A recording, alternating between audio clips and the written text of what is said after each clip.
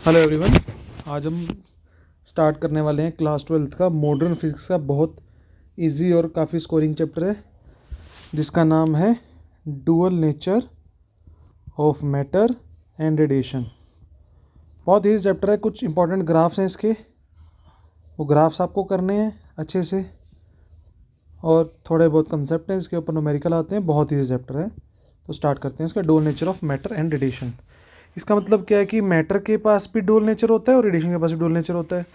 Wave optics में बच्चों हमने पढ़ा है कि रेडिएशन के पास पहले से जो हमें नेचर पता था, वेव नेचर पता था, और इस चैप्टर हमने रेडिएशन का पार्टिकल नेचर प्रूव करना है। रेडिएशन का पार्टिकल नेचर, और रेडिएशन के पार्टिकल नेचर को प्रूव करेगा यहाँ पर फोटो इलेक्ट्रिक इफेक्ट, और लाइट का वेव नेचर प्रूव करता है इंटरफेरेंस, जो आपने वेव ऑप्टिक्स में पढ़ा है, इंटरफेरेंस और डायफ्रैक्शन, ये लाइट के वेव नेचर प्रूव करते हैं। तो इंटरफेरेंस और डायफ्रैक्शन लाइट का वेव नेचर प्रूव करेगा, और पार्टिकल नेचर हम इस चैप्टर पढ़ेंगे फोटो इलेक्ट्रिक इफेक्ट। तो आज हम स्टार्ट करने वाले हैं डुअल, ये रेडिएशन का। तो हमने इस चैप्टर में फोटो इलेक्ट्रिक इफेक्ट पढ़ना है और पार्टिकल नेचर लाइट का प्रूव करना है। और उसके बाद फिर चैप्टर के अदर हाफ में हम मैटर का पहले से हमें जो नेचर पता है, वो मैटर का हमें पहले से पार्टिकल नेचर पता है, और इस चैप्टर में मैटर का वेव नेचर प्रूव करेंगे। अगर मैटर का वेव नेचर प्रूव हो गया तो मैटर के पास भी दो नेचर आ जाएंगे, और रेडिएशन के पास भी दो नेचर आ जाएंगे। तो स्टार्ट करने वाले हैं कुछ बेसिक चीज़ों से, और बेसिक चीज़ सबसे पहले हम पढ़ेंगे वर्क फंक्शन, कि वर्क फंक्शन क्या होता है। बहुत सिंपल टर्म है, चैप्टर में काम आने वाली टर्म है वर्क फंक्शन। वर्क फंक्शन क्या है? जो मिनिमम एनर्जी चाहिए इलेक्ट्रॉन इजेक्ट करने के लिए। जैसे एक मेटल है, इस मेटल से अगर आपको इलेक्ट्रॉन निकालना है तो आप इस पर आप लाइट इंसिडेंट करोगे या कुछ ऐसा करोगे ताकि एनर्जी मिले। तो कितनी मिनिमम एनर्जी डालें कि इलेक्ट्रॉन बाहर आ जाए, उसको बोलते हैं वर्क फंक्शन। तो वर्क फंक्शन क्या है? Minimum energy required to remove electron निकालने के लिए मेटल सरफेस से जो मिनिमम एनर्जी चाहिए उसको बोलते हैं वर्क फंक्शन। और वर्क फंक्शन को यूजुअली मेज़र करते हैं इलेक्ट्रॉन वोल्ट में, ईवी में, इलेक्ट्रॉन वोल्ट। और एक ईवी में कितने जूल होते हैं? 1.6 10⁻⁻19 जूल।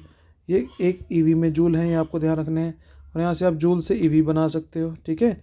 तो ईवी से जूल आ गए, और जूल से ईवी में भी आप कन्वर्ट कर सकते हो। तो एक जूल में कितनी ईवी होंगे?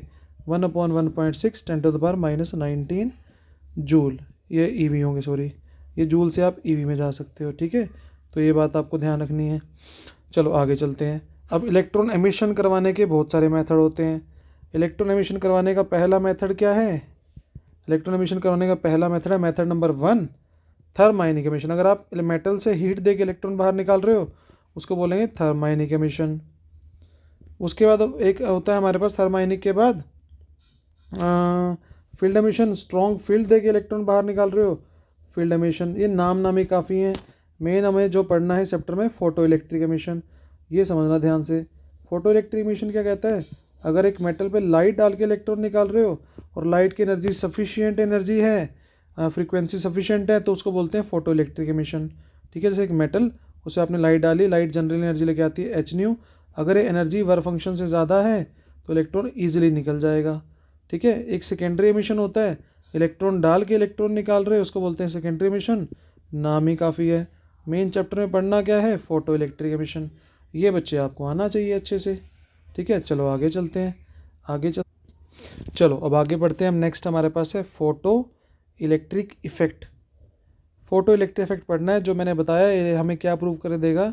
ये लाइट का पार्टिकल नेचर प्रूव करके देगा, ठीक है। तो उसके लिए हम क्या करेंगे? एक मेटल ली हमने, उस मेटल पे लाइट इंसिडेंट करेंगे, और लाइट इंसिडेंट करने के लिए हमने एक यहाँ पे लाइट का सोर्स रख दिया, और इस मेटल को हमने, इस प्लेट को बोलेंगे एमिटर प्लेट। जैसे ही मेटल पर लाइट पड़ेगी, अगर सफिशिएंट एनर्जी लेके आई है, सफिशिएंट फ्रीक्वेंसी की लाइट है, तो इलेक्ट्रॉन निकलेंगे। उस प्लेट जो प्लेट हमने लगाई है, इससे तो निकल रहे हैं, लेकिन एक प्लेट हमें चाहिए जो इलेक्ट्रॉन्स को कलेक्ट करेगी, इसको बोलेंगे कलेक्टर प्लेट। ये हमारी कलेक्टर प्लेट हो गई, और ये हमारी एमिटर प्लेट हो गई, ठीक है। उसके बाद कलेक्टर से ज़्यादा इलेक्ट्रॉन से कलेक्ट करे, उसके लिए हम इसको कुछ पोटेंशियल देंगे। अच्छा, सर्किट कंप्लीट करने के लिए हम करंट मेज़र करने के लिए एक माइक्रोमीटर लगाएंगे, और पैरेलल में एक वोल्टमीटर लगाएंगे ताकि पोटेंशियल डिफरेंस मेजर कर पाए। और ज़्यादा इस प्लेट को हम पॉजिटिव देना चाहेंगे ताकि ज़्यादा इलेक्ट्रॉन्स अट्रैक्ट हो, उसके लिए पॉजिटिव पोटेंशियल, नेगेटिव पोटेंशियल। ऐसा अरेंजमेंट करेंगे कि ये अपनी वोल्टेज को लगातार चेंज करते रहे और पोलैरिटी को भी रिवर्स कर पाए। ठीक है, ये पॉजिटिव हो गया, नेगेटिव हो गया। तो ये हमने रियोस्टेट लगा दिया। रियोस्टेट क्या करेगा? रियोस्टेट वोल्टेज को चेंज करके देगा। ठीक है, तो ठीक है, अब ये डायग्राम आपको आना चाहिए। तो ये हमारे पास एमिटर प्लेट हो गई, ये कलेक्टर प्लेट हो गई। ठीक है, चलो आगे चलते हैं। अब नेक्स्ट, अब ये सोर्स जो रखा है, इस सोर्स को अगर आप पास लाओगे तो इंटेंसिटी कम होगी, दूर लेके जाओगे तो इंटेंसिटी बढ़ेगी। तो इंटेंसिटी, अब कुछ ग्राफ बनाएंगे। अब इंपॉर्टेंट ग्राफ आ गए हमारे, इंपॉर्टेंट ग्राफ्स। तो इंपॉर्टेंट ग्राफ्स आ गए। इन पहला ग्राफ क्या है हमारे पास? फर्स्ट ग्राफ है इंटेंसिटी वर्सेस फोटो करंट का। इंटेंसिटी वर्सेस फोटो करंट और इंटेंसिटी का ग्राफ। सबसे पहले हम यहाँ पर रखेंगे इंटेंसिटी और फोटो करंट को हम बढ़ाएंगे। इंटेंसिटी और फोटो करंट के बीच में ग्राफ है।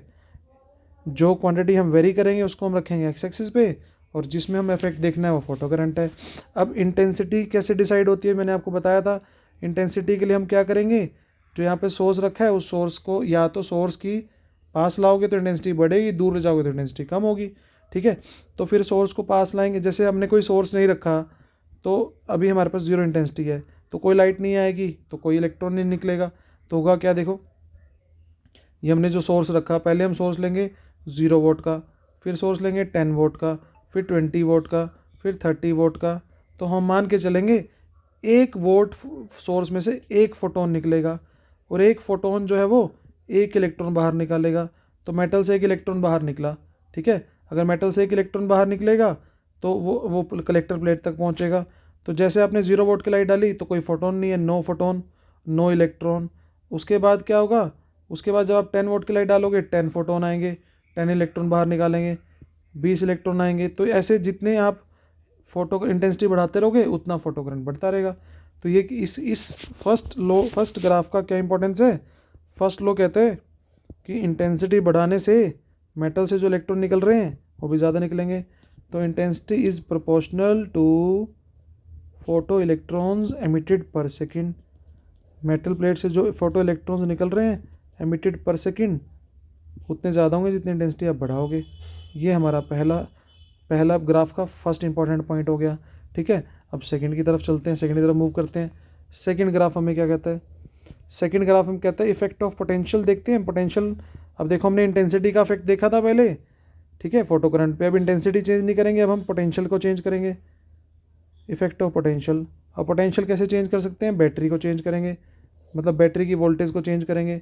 तो वो एक्स एक्सिस पे रखना है पोटेंशियल, और वाई एक्सिस पे हम रखेंगे फोटो करंट को। ये फोटो करंट है। तो होगा क्या? चलते हैं यहाँ पर साइड में जो हमारा पहले डायग्राम, इसको देखते हैं। जब आप इसको 0 वोल्ट दोगे, 0 वोल्ट दोगे तो ये कम इलेक्ट्रॉन्स को अट्रैक्ट करेगा। तो पहले आप क्या करो, एक सोर्स फिक्स कर दो। आपने एक सोर्स लिया 40 वोल्ट का और ब्लू कलर का, ये फिक्स कर दिया आपने। तो ये आपने चेंज नहीं करना। 40 वोल्ट का है तो 40 इलेक्ट्रॉन लाएगा, 40 इलेक्ट्रॉन लाएगा। अब 40 इलेक्ट्रॉन, सब इलेक्ट्रॉन्स की एनर्जी अलग अलग होगी, सबकी एनर्जी एक जैसी नहीं होगी, सब इलेक्ट्रॉन एनर्जी से पहुँचेंगे। तब 0 वोल्ट दोगे तो यहाँ पर हम मान के चलेंगे कि 0 वोल्ट पे जब आपने 0 वोल्ट दिया तो मान लो यहाँ पे 10 इलेक्ट्रॉन पहुँच रहे हैं, क्योंकि वो अट्रैक्ट कर रहा ना रिपेल कर रहा। तो 0 पर 10 इलेक्ट्रॉन पहुँच रहे हैं। जब आप इसको 1 वोल्ट दोगे तो मान लो 20 पहुँच रहे हैं। ऐसे देने से, क्योंकि वो ज़्यादा अट्रैक्ट करेगा अपनी तरफ, तो फोटो करंट बढ़ेगा। जब सारे पहुँचने लग जाएंगे, जैसे आपने 4 वोल्ट दिया तो 40 पहुँच रहे हैं, 40 इलेक्ट्रॉन पहुँच रहे हैं, 40 ही निकल रहे हैं। तो ये सेचुरेशन आ गया। This is called saturation current. ये इससे ज़्यादा करंट इंक्रीज नहीं हो सकता। ये आपने सोर्स लिया था I1 इंटेंसिटी पे, इस इंटेंसिटी आपकी I1 होगी। ठीक है, जब आप नेगेटिव पोटेंशियल दोगे, -1 वोल्ट दोगे, अब क्या होगा? वो नेगेटिव इलेक्ट्रॉन्स को रिपेल करेगा, फोटो करंट कम होते होते एक पॉइंट पे जाके 0 हो जाएगा। इसको बोलेंगे stopping potential. This is stopping या cut off potential. Cut off potential, current का फ्लो ना कट ऑफ हो गया। इसको V0 से -V0 से रिप्रेजेंट करते हैं। ठीक है, ये ग्राफ हो गया। तो इस साइड सेचुरेशन आ गया, इस साइड स्टॉपिंग पोटेंशियल आ गया। स्टॉपिंग पोटेंशियल क्यों आया? स्टॉपिंग पोटेंशियल क्यों आया बताओ? क्योंकि फोटो करंट जो है वो 0 हो गया। उसको स्टॉपिंग, नेगेटिव पोटेंशियल को बोलेंगे stopping potential. So what is stopping potential? वो नेगेटिव पोटेंशियल जहाँ पर फोटो करंट 0 हो जाए। स्टॉपिंग पोटेंशियल क्या होगा? Minimum negative potential, minimum negative potential at which photo current becomes zero. Photo current क्या हो गया, ज़ीरो हो गया, बिकम्स ज़ीरो, ज़ीरो हो गया, फोटो करंट ज़ीरो हो गया। ठीक है, उसको बोलते हैं। अब जब हम ये बहुत सारे प्लॉट एक ही ग्राफ में करेंगे, अब मैं दोबारा भी वाला ग्राफ प्लॉट करता हूँ। तो पहला ग्राफ आपने ये बनाया, जब यहाँ पर आपने इंटेंसिटी I1 ली, ठीक है, और यहाँ पोटेंशियल वेरी किया, सोर्स फिक्स कर दिया आपने। जब आप इसी में दूसरा ग्राफ प्लॉट करोगे, आपका स्टॉपिंग पोटेंशियल हो गया।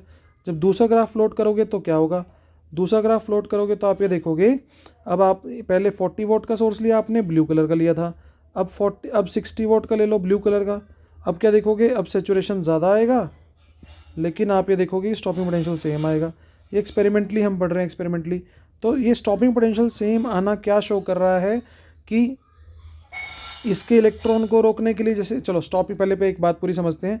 स्टॉपिंग पोटेंशियल था V0, अगर मैं इसको चार्ज से मल्टीप्लाई कर दूँ E से, ये क्या बन गया, पोटेंशियल इनटू चार्ज मल्टीप्लाई किया तो बन गया पोटेंशियल एनर्जी, और पोटेंशियल एनर्जी बन गया।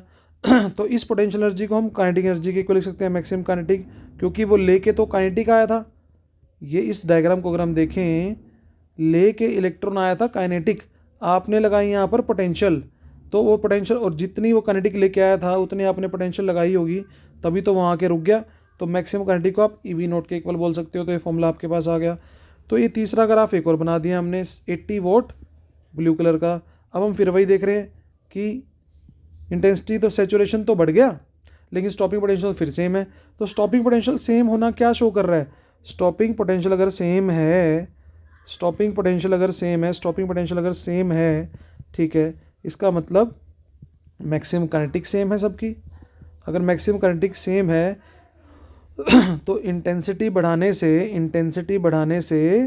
इंटेंसिटी को इंक्रीज़ करने से नो चेंज इन काइनेटिक हो रहा है, no change maximum kinetic, no change in maximum kinetic. ठीक है, अब no change in maximum kinetic, इसका मतलब क्या है, अगर हम इस ग्राफ की इंपॉर्टेंस देखें तो सेकंड ग्राफ से हम एक लॉग बना लेते हैं कि अगर आप इंटेंसिटी बढ़ाओगे विद इंक्रीज इन इंटेंसिटी के इंक्रीज होने से मैक्सिमम काइनेटिक पे चेंज नहीं हो रहा, no change in maximum kinetic, no change in maximum kinetic. इसका मतलब क्या है, इंटेंसिटी का मैक्सिमम काइनेटिक से कोई रिलेशन नहीं है। ठीक है, तो ये बड़ा इंपॉर्टेंट पॉइंट हुआ। ये जो कंसेप्ट है, यही वाला मेन पार्ट जो बता रहा है कि वेव थ्योरी कहती थी इंटेंसिटी बढ़ाओगे तो एनर्जी बढ़ेगी, बट ये हमारे पास फोटो इलेक्ट्रिक क्या कह रहा है, इंटेंसिटी बढ़ाने से मैक्सिमम काइनेटिक चेंज नहीं होगी। ये बड़ा इंपॉर्टेंट था। चलो, इंटेंसिटी का तो मैक्सिमम काइनेटिक से रिलेशन नहीं है, तो फिर है किससे, तीसरे ग्राफ की तरफ चलते हैं। इफेक्ट ऑफ फ्रीक्वेंसी, फ्रीक्वेंसी का क्या इफेक्ट है, effect of frequency on incident radiation, ये भी बड़ा इंपॉर्टेंट ग्राफ है। इसके अब इनके ग्राफ के बेस पे बहुत सारे कंसेप्चुअल पूछे जाते हैं, तो आपको थ्योरेटिकली चीज़ें क्लियर होनी चाहिए।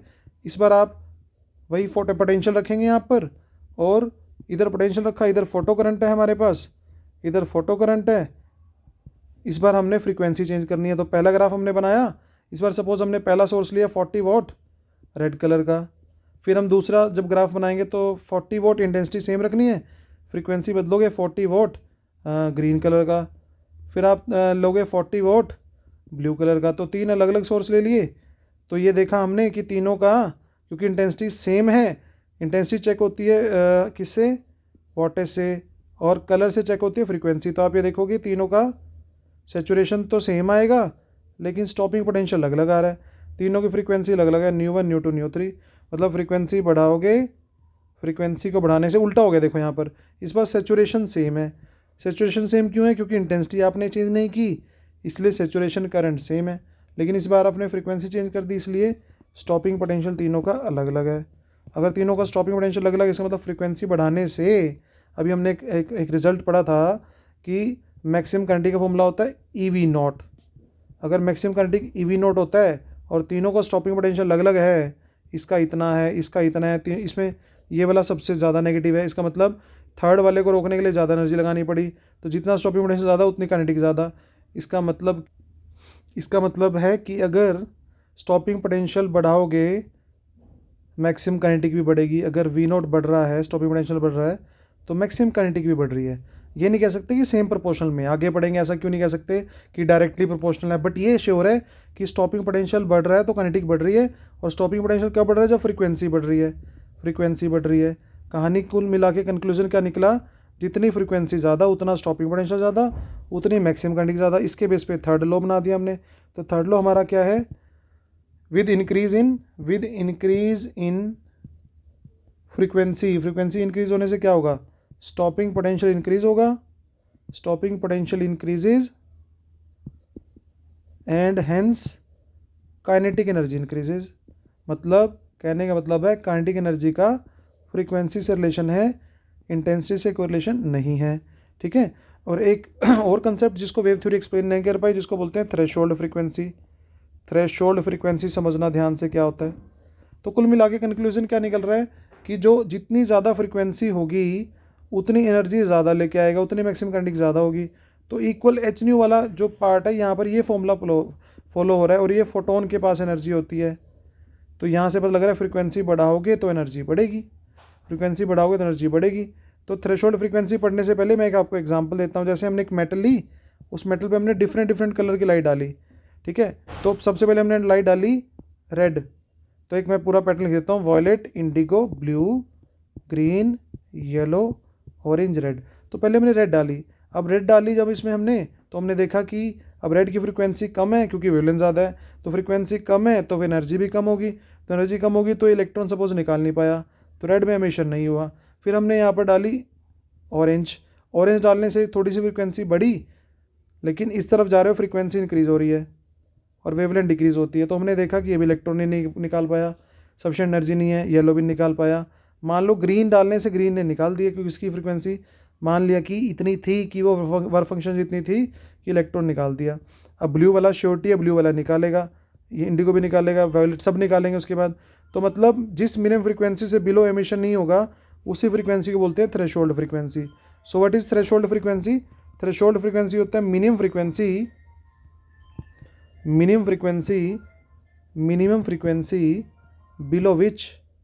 Below which no emission takes place, जिससे below emission no emission takes place, emission नहीं होगा, that frequency is called threshold frequency.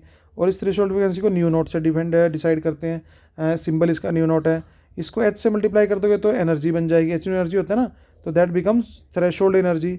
और थ्रेशोल्ड एनर्जी हमारे पास मतलब मिनिमम एनर्जी, और मिनिमम एनर्जी हमारे पास वर्क फंक्शन भी होती है। तो आप न्यू नोट को कह सकते हो H nu naught is equal to phi naught. तो ये आपका थर्ड ग्राफ से एक और फॉर्मूला आ गया, H nu naught equal phi naught. ये भी आपको ध्यान। अब आगे चलते हैं, मतलब ये तीन ग्राफ हमारे पास जो हमने पढ़ लिए, ये तीनों ग्राफ आपको अच्छे से आने चाहिए। चलो आगे चलते हैं। तो मेन कंक्लूजन आपको समझ आए। तो फोटो इलेक्ट्रिक इफेक्ट के मेन कंक्लूजन क्या है? फोटो इलेक्ट्रिक इफेक्ट कहता है, अगर तीनों ग्राफ को समझें एक साथ, पहला ग्राफ हमारा ये था इंटेंसिटी और फोटो करंट का, इंटेंसिटी और फोटो करंट, ये ग्राफ था, ठीक है। दूसरा ग्राफ हमारा ये था, ये ग्राफ हमारे पास, इसको मैं थोड़ा सा चेंज कर देता हूँ। ये हमारे पास जो ग्राफ, सेकंड ग्राफ हमारे पास जो था, सेकंड ग्राफ हमारे पास ये ग्राफ था, ये तीनों की इंटेंसिटी अलग अलग थी। और जो थर्ड ग्राफ था हमारे पास, थर्ड ग्राफ हमारे पास, उसमें हमारी फ्रीक्वेंसी अलग अलग थी, तो सेचुरेशन सेम आया था। तो न्यू 3, न्यू 2, न्यू 1। तो ये हमारे पास मेन ग्राफ थे जो हमने पढ़ने थे, ठीक है। तो इंपॉर्टेंट ग्राफ हैं ये, बहुत अच्छे से करना, ठीक है बेटा। Okay, thank you.